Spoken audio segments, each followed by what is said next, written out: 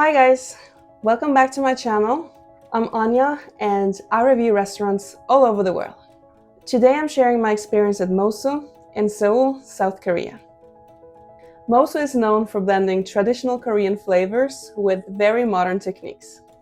The restaurant previously held 3 Michelin stars and was regarded as one of the leading fine dining restaurants in Asia and the best restaurant in Korea. Mosu lost its stars after a temporary closure and relocation, but personally, I don't think it will take long until it earns them back. Mosu is run by the well-known Korean chef An Sung-jae, who many people also recognize as a judge on the Netflix show Culinary Class Wars. My visit was to Mosu's original location, but the restaurant itself and the concept remains the same. In this video, I'll take you through my full dining experience, from the atmosphere to every single dish on the tasting menu. Now, getting a table at Mosu isn't exactly easy. We had to plan about 2 months ahead. At the time, the online booking platform Catch Table was always fully booked, so I decided to just contact the restaurant directly. I asked them if they had any availability on any of the 3 days that we were going to stay in Seoul, and they got back to me with the time, which I of course took right away. Even now, after Mosu has moved to a new location, it still seems to be fully booked whenever I check. Once I confirmed the reservation, the restaurant sent me a payment link for the deposit, which was half of the cost per person. The full experience without the wine pairing was 320,000 Korean won.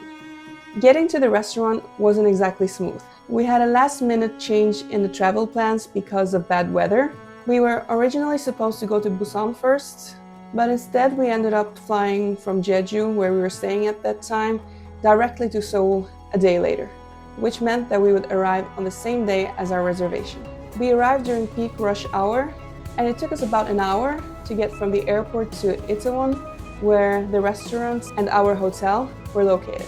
We reached the hotel right before 6 p.m., which was our reservation time. Without checking in, we asked the hotel to quickly just call the restaurants and let them know that we will be late, but thankfully, the staff at Mosu were very understanding. At the time of our visit, Mosu was located in Itaewon, one of Seoul's more international and trendy neighborhoods. Since then, the restaurant has moved to a new location, but I haven't been to that neighborhood yet, so I cannot really comment on that. Anyways, we took a cab to the restaurant, but interestingly, the driver wasn't familiar with Mosu, even though it was considered the best restaurant in Korea.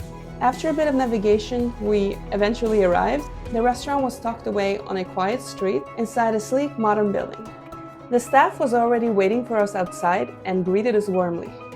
They walked us to our table, which was placed right next to the open kitchen. It meant we could watch the chef's work throughout the entire evening, which is exactly how I like to experience a restaurant. The space itself was very minimalistic and modern, wooden tables, a calm atmosphere, and a very elegant but relaxed feeling. At first, I actually thought the restaurant was quite small because only a few tables were visible, but when I went to the restroom later, I realized there was another entire floor upstairs, completely full of guests. We were given the menu together with a transparent sheet listing the wine pairings. I thought that was very clever. It made it easy to follow which wine belonged to each course. And then there was this kitchen discipline. At one point, the chef in charge that evening said something quietly, and the entire kitchen team answered together, almost like a choir. It was fascinating to watch. Everyone was just so focused and perfectly in sync. You could really feel the level of precision and respect in the room. Now, let's talk about the food and wine. We begin with a kombucha shot, followed by a glass of Dom Perignon. The meal began with a series of small bites. These included a carpaccio, doraji, which is a bellflower root, a sushi-inspired creation of potato topped with shrimp, and a yuba taco with abalone and seaweed. The abalone was very tender and offered a seafood experience very different from the version I had tried earlier on the same trip at the Jeju Lotte Hotel, where I was disappointed with the texture because it was so tough. This, on the other hand, was the moment I finally understood how abalone is supposed to taste, and it was so delicious. There was also a vegetarian course made with carrots, tomato, and eggplant, Its flavors were so delicious that it was hard to believe it was entirely vegetarian. The next course was a toasted sesame tofu dumpling, which was delicate and full of flavor. It was served with a traditional Korean rice wine. Then there was a moment that really stood out: the bread ice cream. Yes, you heard that right. It looked like a scoop of ice cream with yellow and dark elements, but it tasted exactly like dipping fresh bread into olive oil and balsamic vinegar. It even had that grainy bread-like feel. It was totally unexpected and totally genius. A real sensory trick, and I would say one of the most unforgettable moments of the evening. After this came the perfectly cooked talfish in brassica. Not only was it beautifully presented, but also very well balanced. And then the outstanding snow crab dish.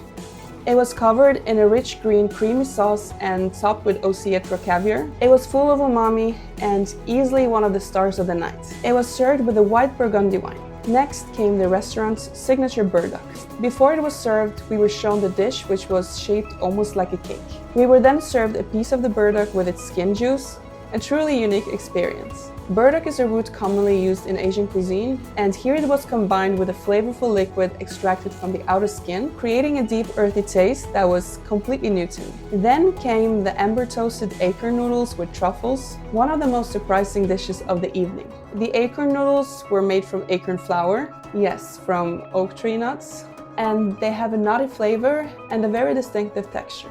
The noodles were toasted over flame, which gave the dish a deep smoky character and added a lot of depth. They were topped generously with truffles, and even though I had a bit of a truffle fatigue at that time, I found myself loving every bite. This dish was served with a Spanish rioja. Next up was the final main dish, hanwoo and bokbunch. Hanwoo is a premium Korean beef known to be very tender and rich, and often compared to Japanese wagyu. It practically melted in the mouth. Bokbunch, on the other hand, is Korean wild black raspberry, which added a hint of sweetness. Together, they created this perfect harmony of savory and sweet. This was definitely a memorable way to close out the savory courses. Finally came the desserts, which were paired with a fortified sweet wine from southern France. Now, I'm not usually big on desserts, but the sweet treats here were on another level. One that stood out was a dessert made with mold. It had a unique texture, but to my surprise, it was actually tasty. As mentioned earlier, the welcome was warm and professional. Throughout the evening, the staff were very professional and very well trained. Every course and every drink were presented with care, and everything was explained clearly and confidently. The wine pairing included both international wines and a Korean rice wine, and each pairing felt thoughtful and well matched to the dishes, adding depth to the overall experience. One thing that I did notice, and this is something I have experienced in several fine dining restaurants across Asia, was the approach to wine refills. In many Michelin star restaurants outside of Asia, it is quite common to receive a small refill if the wine is finished before the dish. That was not the case here. Once the glass was empty, it stayed empty until the next dish, if there even was a new pairing for the next dish. For those of us who enjoy wine and like to drink a little bit more alongside our food, a small refill would have been appreciated, rather than finishing the dish with an empty glass. That said, the wine pairings themselves were excellent and very well chosen. Overall, the service followed a more formal and classic Michelin style, which worked well for the experience. All in all, Mosu is a complete fine dining experience with precise dishes, outstanding flavors, thoughtful wine pairings, and attentive service. The creativity in the menu stands out, and each course feels intentional, refined, and deeply rooted in Korean ingredients. If you're heading to Seoul and want to experience Korean fine dining at its highest level, Mosu is 100% worth it. Just make sure you book early. And that's it for today's episode. I hope you enjoyed coming along on this food journey with me. If you like this video, don't forget to subscribe so you don't miss any of the upcoming episodes. There's a lot more food, travel, and unique places to come, and I'm really excited to share them with you. Thank you so much for watching, and I'll see you in the next one.